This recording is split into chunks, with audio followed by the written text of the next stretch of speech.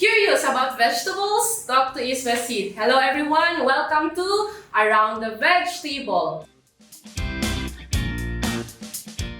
So I'm Lisette Lacambra and your host for this program. In today's episode, we invited Mr. Imad Mustafa, the technical manager of East-WestSeed KT Bangladesh, to share about Sorjon, which is an ingenious farming practice in Bangladesh. So hello Imad, welcome and thank you for accepting our invitation. How are you today? Thank you, Lisette, for asking. Yes, little tense right now, but after seeing your smile, feeling energetic. So I hope that you had a great celebration also on Eid with your family. So Eid Mubarak to you and to your family, and also to all our Muslim colleagues joining us today. Thank you very much. So now, without further ado, I will now give you the virtual floor for your presentation. You can share your screen now. Thank you. Good morning, Africa, and good afternoon, Asia. And welcome to the virtual presentation. As Lisette mentioned, my name is Imad Mustafa, and I'm honored to be your presenter today. We may not be in the same room, but I'm excited to connect with you all through this virtual platform to share these indigenous farming practices in Bangladesh. This is called the Sorjon farming. So for the next 20 minutes, we will dive into this indigenous farming practices. Our goal is to provide you a complete understanding of this practice. I understand that time is valuable, and I appreciate your commitment to attending this virtual presentation. If you have any question during this session, please feel free to ask them in the chat, and I will do my best to answer them at the end. And without further delay, let's begin to explore this Sorjon farming. So, as you see in the picture, Sorjon, as I also mentioned, that Sorjon is an indigenous farming practice in Bangladesh. Used to grow upland crops in low to medium highland areas without being inundated by water, especially in the flood-prone area, coastal region of Bangladesh. You know Bangladesh very well. It's typically covered with lots of hazardous climates. Most of them is flood cyclones. So this method involves creating high-raised bed to grow year-round vegetables. And some features that comes from the literature that is found this Sorjon practice originated in Indonesia, and adoption rate is quite fast in Bangladesh. It proves to be best practice and opportunities provided the different coastal vegetable farmers, and also it opens the opportunity of fish farming. So it's a secondary product which we will talk later. And here I am sharing how the bed is being prepared, and soil blocks are placed one on another, and thus beds are raised above farming level. So basically this area is a low-lying area. So it is done this way to put blocks above blocks, and Sorjon construction is started with a framework of bamboo, strings and netting to crawl vines are keep papers on it. So as you see in the picture, that it's a upgrade fashion of the high-raised bed. So it's the indigenous practice, as I mentioned, but the farmers is also the indigenous engineering here. They prefer to build their layout as they want to, but our perception is the bed wide is like 1.2 meter wide, and with the 30 degrees slope to hold this soil at the base, and reach to this distance is 2 to 4 meter wide, depending on the farmer's preference, and the reach height is like 60 to 100 centimeter depending on the soil condition or the land condition. So this is the actual practices where the KT is focusing more to improve this Sorjon practices in the coastal area of Bangladesh, to adding more organic matter in the soil to control the weed, and also to produce the seedlings in different methods like the ground nursery or the improved nursery. So this is the things we are working on, and also we are focusing to catching the sowing to transplanting window for different species of crops. So also we are focusing to add mulch over there. There is enough option like what has in banana leaf, sugarcane leaf, rice straw, and also plastic mulch can be introduced in those Sorjon practices. So this is the most tricky part, the irrigation thing. So this water reserved within the two ridge, within the two beds is used for the irrigation water. Furrow irrigation and the hand watering is also done. You can see the furrow within this one bed, which is used to irrigate the two sides crops. And it's the additional incomes comes from the farmers by the border crop, but mostly the farmer prefers the YLB and also the country bean. So it's the common farmers doing vegetables always introduce a border crop in those areas. So this is the most technical thing, the relay crop. As you know, Bangladesh is a very small country, very small land for growing vegetables year round. So the lands the farmers have, they utilize this land maximum way. So what is the relay crop? If I told you that after 80% of the maturity of the first crop, the farmers planted the second crop. So the second crop has the chances like 30 to 40 days more to have its vegetative growth, and the first crop is died then. So this relay crop gives the farmers to have a continuous harvest of different vegetables in those areas. The really interesting fact this is the mixed crop. You will see in here the rice, the papaya, the solanaceas, and brassicas. All the mixed crop is been also can seen in the Sorjon practices. So in the low area the rice is growing, and the high raised bed, the high ridge, there is cucurbitaceae families over there. So harvesting is the most challenging. As you see, the harvest is done within the water, but it's having the beautiful harvest. So this is how the farmers harvested these crops, beautiful faces over there. And so if we conclude some features of these Sorjon practices, that's high raised bed, of course, is have to be above the flood level. Ditches that is filled with water is act like the water reservoir. This is used for the irrigation water. And mixed crop, relay crop is very common in there, and we can say this is one of the best plant smart therapy tool, which gives the farmers hope to survive in the coastal area of Bangladesh.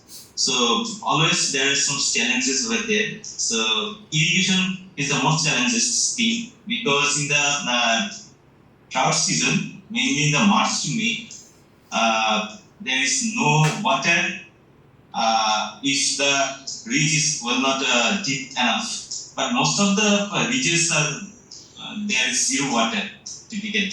So relay crops is also been challenging because the cropping intensity is higher there.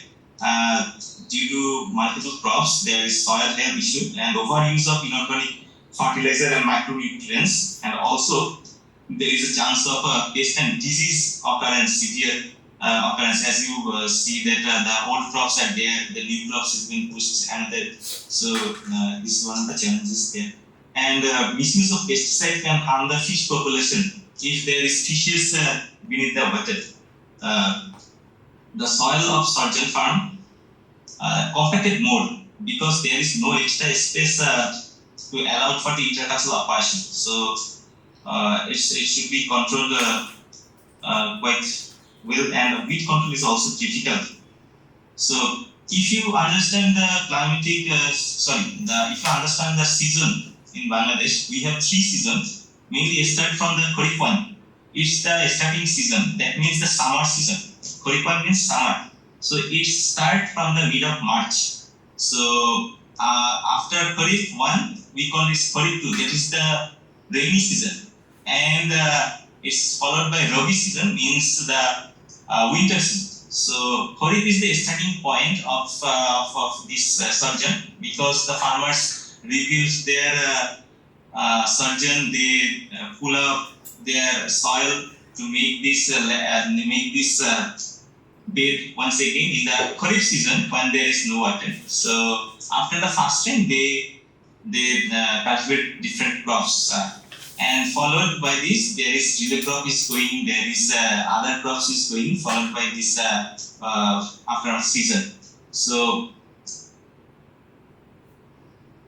mainly this January, February, March, April, May. This is the February to May is the fallow period, because they prepare their Sorjon, and if there is rain, they directly goes for the crop. So if we compare the Sorjon and non Sorjon in Kharif 2 season, mainly the rainy season, because all the crops are there in the Kharif 2 season. So that's why we compare this Sorjon and non Sorjon in the Kharif 2 season. As we see, the Sorjon is in the blue one, and non Sorjon is the red one. So Peter Good here in the figure 1, we were shown the plants number for 500 square meter. And in the figure 2, the average production in kilogram for 500 square meter. So you can see the differences, significant differences in the cucumber in Sorjon and non Sorjon, because as I mentioned earlier, the distance between the two bed is maintained by the farmer's preference. So if the distance between the two bed is like 2 meter to like 4 meter, then the plant number for that Sorjon will be lower, because it's a permanent structure built by the farmers. So Sorjon cucumber plants is lower, but all the other plants is more or less similar, as a non Sorjon also provide this plants number. If we consider the amount of harvest from 500 square meter, bottle gourd, pumpkin, and bitter gourd is good yield from Sorjon, and only the cucumber, as I mentioned, the reason that cucumber is in the lower side of production, because some land remains not used. So that reason the number is the lowest. But bitter gourd and bottle gourd, pumpkin, mainly the pumpkin due to the crawling thing, the yield is significantly higher than the non Sorjon. If we consider the cost of investment, net income, and ROIs of the Sorjon in the Kharif 2 season, that means the rainy season, we can easily identify that the ROI except the YLD is like 350 to 400 range, but YLD is mainly used for the border crop. And also it's like the cucumber also, not grows in the crop area. The border crop area is preferred to use this YLD. But other than YLD, the bitter gourd, cucumber, bottle gourd, and pumpkin, it has a good ROI in the Sorjon in the Kharif 2 season. So in Bangladesh, we are doing some action research of this technique. Like we are doing one research on effect of intercropping pumpkin and tomato on pumpkin yield with certain farming methods. As you know that intercropping is very popular in here, so we just focus to use this tomato to measure this yield variation, and it's already completed, and we are preparing our reports to share with you once again in another episode. But just for the highlights, it's good to have the intercrop, and it's giving the net return a little higher than the other. So overall, if we conclude this Sorjon farming practices are a remarkable instance of climate smart agriculture, providing benefits such as productivity, adaptation, and mitigation. This technique is highly effective in tackling challenges related to flooding and water soil management. To enhance productivity and manage soil health more effectively, EWS-ATGP has planned to additional action research on certain farming practice in the near future. So thank you all. Hope you are enjoyed this session. Thank you very much, Imad, for sharing us the Sorjan farming practice in Bangladesh. It's quite impressive actually how farmers can adapt and find a better technique that works in their situation, especially during this flooding or the monsoon season. So they are able to maximize the resources that they have just to be able to produce vegetables. So I know that Bangladeshi farmers are really determined farmers and also very motivated to produce vegetables year round. So for the other countries, I think there's one question from Yusuf that it's also the same thing, same question that I have. So do you see this farming system applicable to your areas? Did you observe also a similar practice in your country? So you can also share in the chat box. So now we are ready to proceed to the question and answer session. Thank you very much, Imad, again for the presentation. And I also would like to thank Palm and Tony for their help, for their support, especially on the data analysis. So thank you very much. So there's one question first from Musa. So do you experience any pest problem while planting the second crop if the first crop is at old age, possibly with infected plant? And that's a very good question, Musa. Thank you. Iman? Yes, it's one of the major challenges in Sorjon farming practice. As you can all understand that the old plant is 80% mature and it has diseases, fungi is there, and also the insect pest is there. So growing another crop in the base of that old crop is really challenging to have that beautiful vigorous growth. But the farmer's perception is, they want to maximize their production. They want to bring that kind of vegetable to the market directly. So in the off-season time, if they produce a little amount of vegetables, it is sold in higher price. So that is the reason behind this. And also one point is they use lots of pesticides to control the diseases. Yeah, and that is still an issue as well because you mentioned in the challenges because sometimes they also do fish farming in addition to the vegetable farming. So if you have fish just below your vegetables and you spray pesticides, then you can also create some issues or toxicity for from the residues of pesticides that is sprayed in the vegetable to the fish that in your fish pond. Thank you very much, Imad. There's a question also from Yusuf. Thank you, Yusuf. While crop management, fertilization and spraying, how it carried out? So how do you do fertilization and spraying? Will the farmer mulch on the beds or furrow where the water is? And that is also a question. And also, is this possible to replicate in Africa? Imad. For the crop management, first the fertilizer is given in our KT practice way. In the middle of the split addition is given in between the two plants, and the basal is like the same way that we are doing.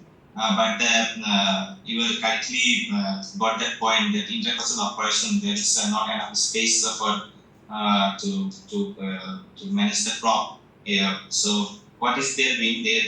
They do a little furrow in the middle, so they walk through that furrow, and also this furrow is used for multiple purpose. One, irrigation, and then second is to spray something or the intercultural operation from the same farm and all like that. Yes. Yeah, thank you very much. And do you see this also works in African context? Do you want me to ask our African participants if they have some ideas or they see this one also applicable in their area? Anyone from Africa? Yusuf, can you answer your own question? Because you know more of the context in Africa. Anyone? You can turn on your mic to answer or to share your thoughts about the Sorjan in Africa. Where do you see it is applicable in your area? Yusuf? Hello, you said? Yes. Yeah. Actually, I've been eager to attend this workshop because I have been hearing Sorjan farming. So I even Google it and saw how it is. It is a new thing to me. So I never have any experience about it, especially here in Nigeria. I don't think, especially in northern part of Nigeria, I don't think it is, this can be replicated. Maybe in southern part where they have the lowland area, so I think maybe it can be replicated. But in northern Nigeria, I don't think it is possible. Yeah, and also like in Nigeria, do you have those same monsoon problems like in Bangladesh? I think those areas would be like what you mentioned, maybe the southern area where you have a lot of rainy, heavy rains, and maybe flooded areas could work. There's one. Thank you very much, Yusuf, for that. But we can explore it once we have those similar areas as what they have in Bangladesh that they need this technique.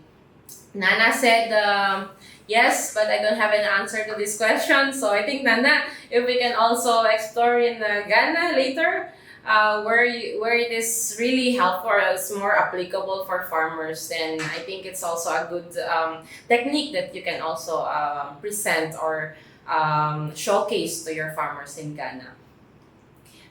There's question from Bagyada. When they remake the Sorjan beds, do they do soil tillage in the planting area? Imat? Good question, Bhatia. Expected from you. So mainly, the last cropping cycle in the winter, as I mentioned that. So winter started in Bangladesh in November. So after putting the crops in November, they will grow up to December, January, sometimes February. So after February, there is no water in the surgeon. So they rebuild the whole structure. They dig the soil and they pull up the soil on the surgeon again. And in the meantime, there is water hyacinth in the water, so they decomposes in the soil in the dry season. So then additional organic matter when the farmers pull up the area between the two beds in the top of the new bed. So it's gives good yield. So the farmers don't tillage with power tiller. They just do the tillage with the spade to this area, because there is no opportunities to go to the tractor or the power tiller to till the soil. So the tillage is also a difficult thing to cultivate in certain farming. Thank you very much, Imat and Bagya for the question. From Palm, what is the average size of Sorjan? So before farmers do the Sorjan, what did they do before in the area? Like, is it costly to do the Sorjan? A very good question, Palm. Imat? It depends upon how much the farmers have this area to cultivate in the Sorjan. So it's depend on the region also. So while we are mainly working in the southern belt, so there is different diversity. Some area the farmers really like the sorghum. The adoption is quite high.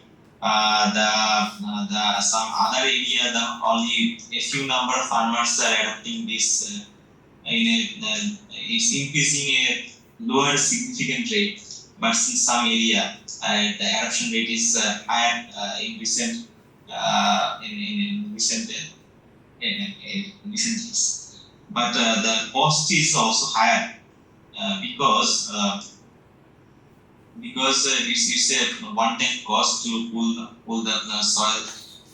So if you consider 50 decimal 1 acre, 1 acre means 100 decimal of land may cost like 500 USD to 600 USD to make those beds structurally.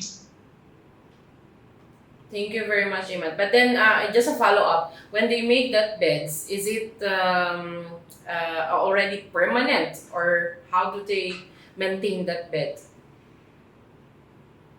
There is different type of sorghum. So the farmer has the medium highland. So they going for the semi construction. So only this is built for the rainy season to cope up with the flood area, flood water in the rainy season. But those farmers having the lower land, they want to build the permanent structure. So that can be last long to the whole year or couple of years. Yeah, thank you very much, Iman. And that I think is also related to a follow-up question again from Yusuf in relation to the building the beds. So he saw some mud blocks were used in bed preparation. So how long can that block take before it collapses? Considering it in the water. Iman. No, actually never collapse. It is wasted a little in the rainy season. So the or sometimes heavy flood also when collapse we saw. But the slope is a game changers in there. If you have a good slope, then it will resist a little more than the high slope. So mainly if you can consider that the summer is the starting point of this sorghum. Summer continues with the rainy season, followed in the winter season. So in the mainly the losses of soil is done in the winter season. So winter in the rainy season. So in the winter season there is drop, and followed by the dry season the farmer rebuild their sorghum while they add the additional soil that is lost during the rainy season. Yeah, and also in some areas, Iman, that I've seen, you also have some grasses on the slope where it can help also reduce the erosion, right, during the rainy season. Exactly. And the farmers don't want to weed regularly. Yeah. Because yes, as you mentioned, that it's also good to keep the soil. Yeah. And from Musa, I think you answered this one already. Like the beds can only be done manually, no need of machine. Does that mean can only be done in small areas? So how maybe you can also mention that on average, what is the size of sorghum farming in Bangladesh? Yes, great point. We don't have a huge land. We don't have a huge margin of land market. As you know that Bangladesh is a small country, and we have a small portion of land. Individual land is not so big, so it is easy to manage those small plots with the sorghum farming practices. But there is some examples like the big farmers who are also being motivating to do this sorghum. Like 1 hectare of land, there is some also examples having this surgery. Yeah. Thank you very much, Imad and Musa for the question. From Bosco, you mentioned weed as a challenge. So rice straws always tend to have a lot of volunteer rice germination, and will this not add more burden of weeds? Yeah, okay. I am concerned about the rice straws because it always tends to have other seeds that remain in them. And so when you use them as mulch, they normally tend to germinate. And when it germinates, because when there's already weed there, they will also add in. It becomes also a weed itself. So my question is that since farmers are mainly using them because they are those who are doing rice in the water sites and they are requiring to use it on the upper side of the margin, won't it add more burden or more work with them? Because the rice will germinate, that will become a weed, and then other weeds will also be coming in. So I think it will bring in a lot more cost in managing wheat that is how I see. Yes, there is two different options of the rice straw. One is the upper part and it's the lower part. So when the farmers use the upper part, there is some rice within it. So if the farmers use those part, then there will be the seed will be act as a weed. But when the farmers use the lower part of the rice plant, so then there will be no chance to having those rice seed within it. Yeah. Yeah. Thank you very much, Imad. Good point. But I think also the other countries who are using rice straw can also put in the chat box if you also have the same issue with the rice straw, using rice straw with the residues of the seed that is still intact with the rice straw. Yeah. Thank you very much, Bosco, for the question. From Musa, most of the crop grown from the presentation need trellising. So do you have bamboo? I think this is mean bamboo available in the area. Imad. Yes, it's so costly, So bamboo is there, but it's not too available, but it's costly. The farmers don't have this bamboo, and the bamboo price is to purchase bamboo needs money. That is not the lower side. And but it can be reused for a couple of the farmers can use for 2 years at least if they purchase good quality of them. Yeah. Do you have any other options for bamboo? Any alternatives? Yes, there are several tree that is the branches is hard, so it can be used as an alternative of bamboo. I don't have any other questions in the chat box. If you want to know more, then please contact Imad and his team in Bangladesh to discuss more in details their practice, the Sorjon practice. So I think we don't have any questions, Imad, but a very good discussion. Thank you again, Imad, for this great sharing with you, and looking forward to seeing more innovative integrations of techniques with the current Sorjon from your action research. So I hope this gives us inspiration that no strong monsoon or deep flood can stop a determined farmer. So if there's a will, as they say, there's a way. So that's the end of our episode. Do you have any questions you would like to be answered in the future episodes, or topics that you would like to learn more about? Leave your questions and suggestions in the comment section or contact our technical support hub members in your country. So stay tuned for the next episode of Around the VegTable. Curious about vegetables? Talk to East-WestSeed. Bye-bye! Thank you very much, everyone, for joining, and thank you, Imad.